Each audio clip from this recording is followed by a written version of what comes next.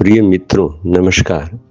पिछले एपिसोड में हम लोग चर्चा कर रहे थे कि बुद्ध विष्णु के अवतार हैं या नहीं, और इस विषय में हमने उन बिंदुओं पर चर्चा की जिनके आधार पर यह कहा जाता है कि बुद्ध विष्णु के अवतार थे। अब जरा इस विषय के दूसरे पहलू को भी आज एग्जामिन करते हैं। वस्तुतः बुद्ध विष्णु के अवतार थे या नहीं थे, इस प्रश्न का सही उत्तर तो बुद्ध ही दे सकते हैं। यह तो मेरी बुद्धि से परे है कि मैं उसकी कल्पना करूं और अपने तर्क के आधार पर किसी निष्कर्ष पे पहुंचूं। इसलिए चलिए मैं कल्पना करता हूं कि आज बुद्ध हमारे सामने विद्यमान है और हम उनसे ही प्रश्न करते हैं कि भगवान, क्या आप विष्णु के अवतार हैं? बुद्ध का क्या उत्तर होगा? बुद्ध मौन भाव से मुस्कुराकर हमारी तरफ करुणा से आशीर्वाद दे देंगे। अब एक मित्रों का दूसरा समूह आता है। वह जाकर उनसे कहता है, भगवान, आप विष्णु के अवतार नहीं न हैं? सजेस्टिव क्वेश्चन कि आप नहीं हैं। फिर भगवान बुद्ध मौन रहकर मुस्कुराकर अपनी आंखों से करुणा के भाव से आशीर्वाद दे देते हैं। और जब सभी हम मित्रगण एक साथ एकत्र होते हैं तब हमें संबोधित करते हुए बुद्ध कहते हैं, क्या मित्रों, तुम मेरे साथ अपने विचारों को क्यों जोड़ रहे हो? मैं विष्णु का अवतार हूं या नहीं हूं, इससे तुम्हारे जीवन में क्या फर्क पड़ने वाला है?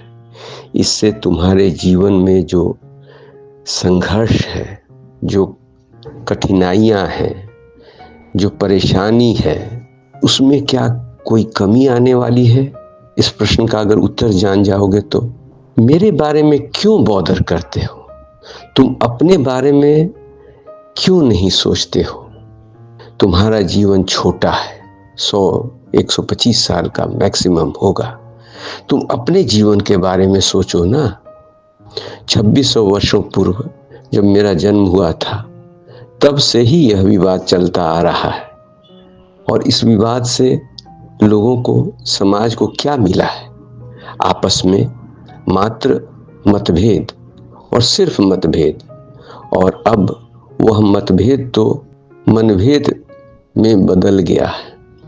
इस प्रश्न के उत्तर से क्या मिलने वाला है? अगर कोई मुझे विष्णु का अवतार मानता है तो बड़ी अच्छी बात है, वह खुश रहे, मैं तो यही चाहूँगा। अगर वह चाहता है मंदिर में राम और कृष्ण के बगल में मेरी मूर्ति स्थापित करना, मुझे कोई आपत्ति नहीं है, मुझे कोई शिकायत नहीं होगी। लेकिन मुझे इससे कोई लेना देना नहीं है, क्योंकि मैंने अपने जीवन काल में ही सबों को बता दिया था कि मैं सिर्फ वही हूं जो तुम हो, मैं भी मनुष्य हूं, और सिर्फ परिश्रम करके मैं वहां पहुंचा हूं। और अगर तुम परिश्रम करते हो तो तुम भी वहां पर पहुंच सकते हो। मैंने स्वतः कहा था कि मेरी पूजा नहीं होनी चाहिए, मेरी मूर्ति नहीं लगाई जानी चाहिए, पर समय के अंतराल से मेरी शिक्षा का अनुसरण करना छोड़ दिया गया और मूर्तियां स्थापित कर दी गई। इसलिए इससे मेरा कुछ लेना देना नहीं है कि मैं विष्णु का अवतार हूं या नहीं। 2600 वर्षों पूर्व जो मेरा कहना था, आज भी मेरा कहना वही है कि तुम्हारा सारा प्रयत्न अपने जीवन पर केंद्रित होना चाहिए। यह जो तुम्हारा जीवन है, यह सिर्फ तुम्हारा है। इस पर 100% नहीं, 200% तुम्हारा अधिकार है। You are the driver, commander of the vehicle of the life. अब उस व्हीकल को किस दिशा में ले जाते हो, यह तुम पर निर्भर करता है। अत्ता ही अत्तनो नाथो, अत्ता ही अत्तनो गति। तुम ही अपने नाथ हो, तुम ही अपने स्वामी हो और तुम ही अपने जीवन की गति निर्धारित करते हो। अपनी गति पर ध्यान दो ना कि जीवन की को किस दिशा में ले जाना है। जीवन को तुम व्यर्थ पचड़ों में, जिनसे तुम्हारा कोई लाभ नहीं होने वाला है, उन पचड़ों में क्यों पड़े हुए हो? क्या तुम्हारे अंदर जीवन से जो जूझने की समस्याएं हैं वे समाप्त हो गई हैं? क्या अब तुम्हारे पास इतना फ्री टाइम है कि तुम ऐसे लग्जरी भरे प्रश्नों के ऊपर अपना समय व्यर्थ बर्बाद कर सकते हो? चलो एक ही विषय लेते हैं, क्रोध का विषय। क्या क्रोध समाप्त हो गया पूरे जीवन से या अभी भी है? हम अगर विचार करें तो 10 साल पहले भी जितना हमारे अंदर क्रोध था, आज भी वैसा ही है। तो क्रोध रूपी कोढ़ की बीमारी हमारे अंदर है, मौजूद है। मैं उसका इलाज नहीं करना चाहूं और प्रश्न करता फिरूं कि बुद्ध विष्णु के अवतार हैं या नहीं, तो मुझे क्या मिलने वाला है, उससे मेरे जीवन को क्या लाभ होना है। मैं कहूं कि मुझे कोढ़ से ही आनंद की अनुभूति है। ठीक है, जीवन मेरा है, जैसा मैं चाहूं वैसा रखूं। मित्रों, अक्सर देखा जाता है कि हम बहुत कुछ चीज़ों को जानते हैं लेकिन उसको जीवन में उतार नहीं पाते हैं। ऐसा क्यों है? क्योंकि हमारा जो एक्शन होता है जीवन में वह विजडम पर आधारित होता है।